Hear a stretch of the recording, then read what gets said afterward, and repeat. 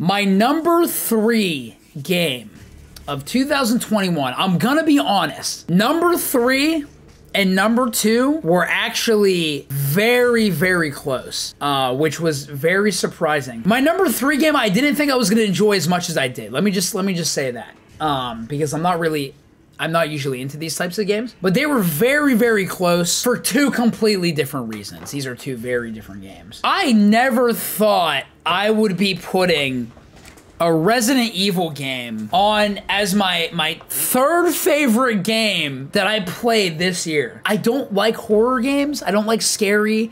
I don't like spooky stuff usually. But ever since like diving into Little Nightmares and then manning up to play Resident Evil 7, which was terrifying by the way, I'm starting to warm up to these a little more. And my goodness, this game was actually almost number 2. This game actually was almost number 2, I'm not gonna lie. There's one reason why another game on this list is number 2, and I'll get to that later. It's literally one reason. This game was freaking exhilarating, dude. Like, I want to play more of it. I want to play it again. I don't say that about a lot of games nowadays, because I usually do like a first playthrough, I'm like, oh, that was awesome, but now I want to play another game because there's so many interesting games out there that I just want to check out and play.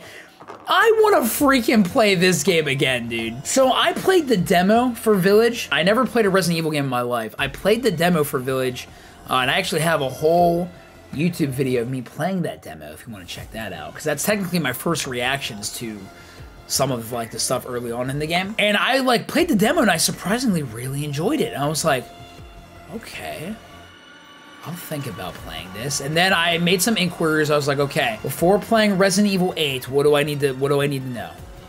Andy, you gotta play Resident Evil 7. So I played Resident Evil 7 on stream. It was freaking terrifying as heck, but you know what? It was actually pretty good. Playing Resident Evil 8, my goodness, dude. It's not even that it was scary. There were some scary moments, for sure, but like, it was just exhilarating. That's how I describe it. I feel like I'm in an action game. Like, I don't even feel like I'm in a horror game.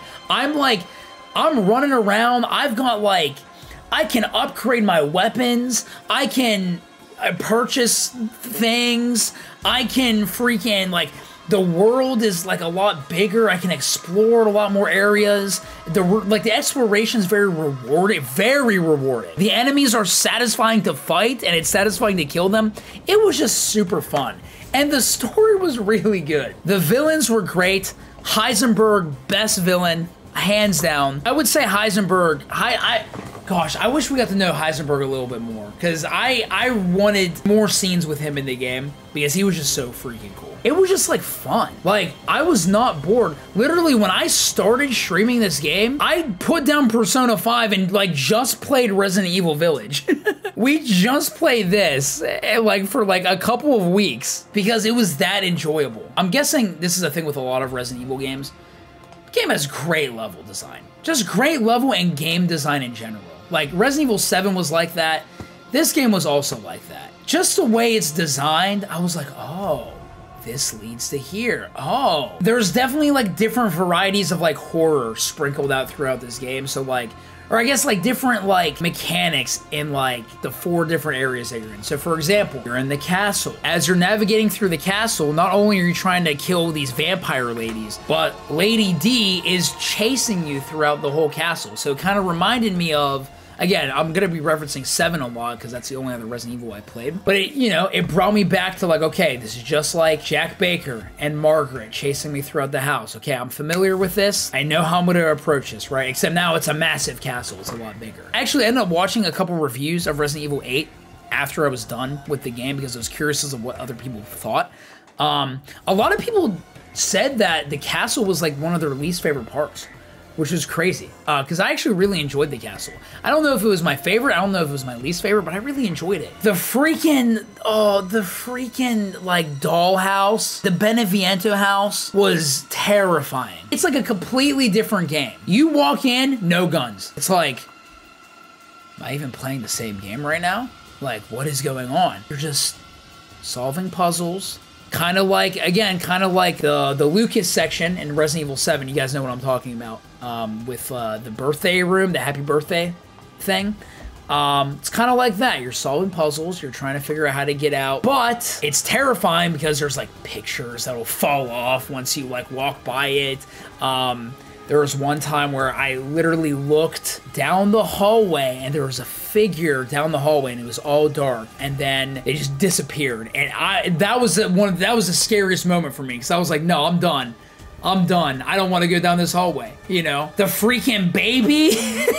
The freaking baby, dude. The freaking baby. When I saw that baby, I don't think I've ever been more disturbed in my entire life. That was the most disturbing thing I've ever laid my eyes on.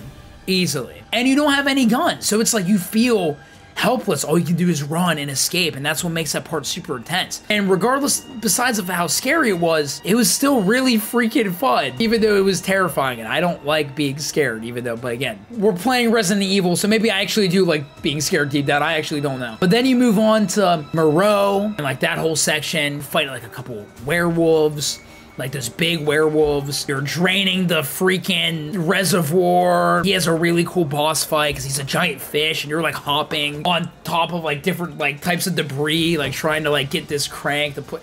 It's a blast, dude. And then of course, I think my favorite part actually was the Lycan Den, and just like all of Heisenberg's area in general. I stepped into the Lycan Den and I was like, yo, something's gonna go down in here. And it's just like waves and waves of enemies. And at that point, you already have like pretty decent upgrades and like probably a pretty decent amount of ammo. So like you're prepared for a fight. So I'm just pulling out everything. I'm pulling out my sniper. I'm pulling out my shotgun. I'm throwing explosives. Like just killing all these enemies in all these different ways was a lot of fun. And I think that's what made this game really fun, honestly. I'm not gonna lie, I got a little emotional at the end. A little bit. I felt it. Ethan sacrifices himself in the end. And I was like, wow, they actually took a character from RE7 who, if you ask me, didn't really have much going for him as a character, and they actually made Ethan